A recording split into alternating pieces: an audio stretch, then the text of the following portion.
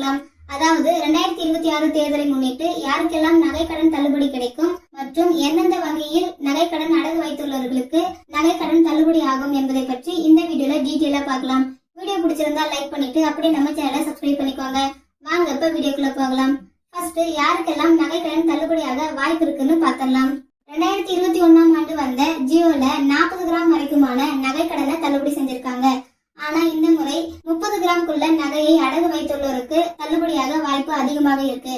Next, ஒரு குடும்ப அட்டைக்கு ஒருவருக்கு மட்டுமே நகைக்கடன் தள்ளுபடி ஆகும். மேலும் உங்களுடைய ரேஷன் கார்டு தள்ளுபடி அறிவிப்பு தேதி வரைக்கும் ஒர்க்கிங் கண்டிஷன்ல இருக்கணும். பிளாக் ஆகியிருக்க ரேஷன் கார்டுக்கு இந்த தள்ளுபடி கிடைக்காது. அதே மாதிரி பயிர்க்கடன் மற்றும் நகைக்கடன் இரண்டுமே நீங்க வாங்கி இருந்தீங்கன்னா அதுல ஏதாவது ஒரு கடன் மட்டும்தான் தள்ளுபடி ஆகும். அடுத்தது, அரசு ஊழியர்கள் மற்றும் ஐடி ஃபைல் பண்றவங்களுக்கு நகைக்கடன் தள்ளுபடியாக வாய்ப்பு ரொம்பவே குறைவு. நெக்ஸ்ட், போலி நகை அடகு வைத்துள்ளவர்களுக்கு நகைக்கடன் தள்ளுபடி ஆகாது. நெக்ஸ்ட், எந்த பேங்க்ல நகை அடகு வைத்துள்ளவர்களுக்கு தள்ளுபடி ஆகும்னு பார்க்கலாம். நம்ம ஆல்ரெடி நகைக்கடன் தள்ளுபடி குறித்து ஒரு வீடியோ போட்டிருந்தோம்.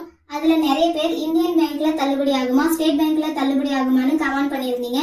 Maximum Indian bank, state bank போன்ற நேஷனல் பேங்க்ல எல்லாம் நகைக்கடன் தள்ளுபடியாக வாய்ப்பில்லை. கூட்டுறவு வங்கிகள் மற்றும் ஒரு சில அரசு உதவி பெறும் கிராமப்புற வங்கிகளில் மட்டும்தான் நகைக்கடன் தள்ளுபடியாக வாய்ப்பு இருக்கு. அவ்வளவுதான் ஃப்ரெண்ட்ஸ். இந்த மாதிரியான யூஸ்ஃபுல்லான வீடியோஸை நீங்க தொடர்ந்து பார்க்கணும்னா நம்ம சேனலை சப்ஸ்கிரைப் பண்ணிக்கோங்க. பக்கத்துல இருக்க பெல் பட்டனை கிளிக் பண்ணுங்க, லைக் பண்ணுங்க. Bye friends.